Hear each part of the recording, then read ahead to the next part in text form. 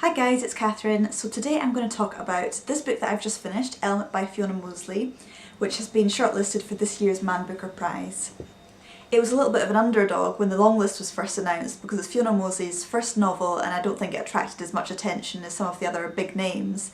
But once it was shortlisted, people started to take notice and it definitely piqued my interest and I decided to give it a read. It tells a story of two siblings, Daniel and Kathy, who live with their father called John, but who they know simply as Daddy. And they live in a really rural and quite isolated part of Yorkshire, and the novel's really about them fighting against those who wish to destroy their way of life. It's quite an unusual novel, but it's written so lyrically and beautifully that it's one of those ones that's just a pleasure to read. It has quite offbeat themes. I think at its heart it's really about land ownership, which makes it sound dreadfully boring, but I assure you it's not. The rural setting of the book means there's a real connection to nature throughout, and this brings out some of the most lovely passages and descriptions in the novel, and I thought I'd read you a couple of sentences just to give you an idea of the style of writing. The dawn erupted from a bud of mauve half-light and bloomed bloody as I woke. My lips stretched to a wide yawn as I sucked into my warming lungs the cool breeze that threaded a path through the open window. My eyes were tired and I saw the room in rapid stills through flickering lashes. Condensed sweat adhered the fraying cotton bedsheets to my bare skin. I had glowed hot during the night, hot from fitful dreams and restless limbs, and now shivered in the comparative chill. It describes things in such a homely and charming way that you can't help but feel a sense of nostalgia for this lifestyle, but I think this quaint style is very deliberate because it's juxtaposed against the very real threats that exist to this way of life. I think there's a common misconception that life in the countryside is idyllic and peaceful, free from the bureaucracy and politics of city life, and as someone who's always lived in the city, I think it's quite common to be drawn towards this lifestyle as a way to escape from the white noise that surrounds us in busy places, but I think this novel serves as a warning that that's not necessarily the case. This novel really shows that country living is still fraught with political tensions, in this case revolving around who really owns the land. John has built a home for his family on land that he doesn't really own himself, but his mindset means that he doesn't understand how someone else can own the very land that you stand on. He rejects out of hand the notion that a piece of paper denoting legal ownership of something has any real meaning, and in that way he's very old-fashioned in the way he views things, and this is also reflected in his work because he fights for a living in not very legal events, and he spurns ideas like taxation. It also says a lot about self-sufficiency because the family farms their land and they don't rely on the government or any outsiders for help. But on the flip side, this also makes them very ostracised, especially children who don't have a mainstream education in a school and they therefore don't really have any friends.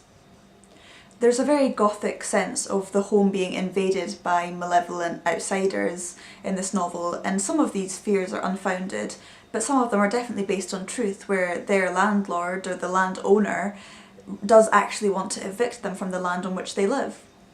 The publisher's website compares this novel to The Loney by Michael Hurley and The Essex Serpent by Sarah Perry, and I think in terms of setting this is very accurate.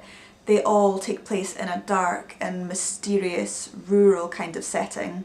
I would say in particular with The Loney it has similarities in terms of the pacing of the plot as well, and it is kind of a criticism that I'd have of both of them, that in a way I found the plot to be a little bit too plodding in both of those novels, but if you enjoyed The Loney I think you would definitely like this one too. One of the characters in this novel makes a comment about the good old days when land was owned communally and there was a sense of community, and another one replies to them saying, well, in the good old days men went home and beat their wives, and that idea was one of the kind of central things that I took away from reading the book. I think it serves as a warning against viewing the past through rose-tinted glasses and assuming that the past was necessarily better even if what you're going through now isn't good. Quite unsurprisingly, this novel is really interested in the idea of family, particularly the threats to its unity that are abound in the modern day. Daniel and Kathy are absolutely devoted to each other and they're devoted to their father as well, in a way that is not that common I think in modern novels. In these ideas of family loyalty and self-sufficiency, this novel seems like it's set several centuries ago in some ways, but then it has mentions of more modern technology that seem almost jarring, and it brings you back to the present day and makes you realise that no, this is set now and people do actually still live in this way. I wanted to also quickly mention the dialect in this book because it is set in Yorkshire and it does a really good job of representing the dialect effectively.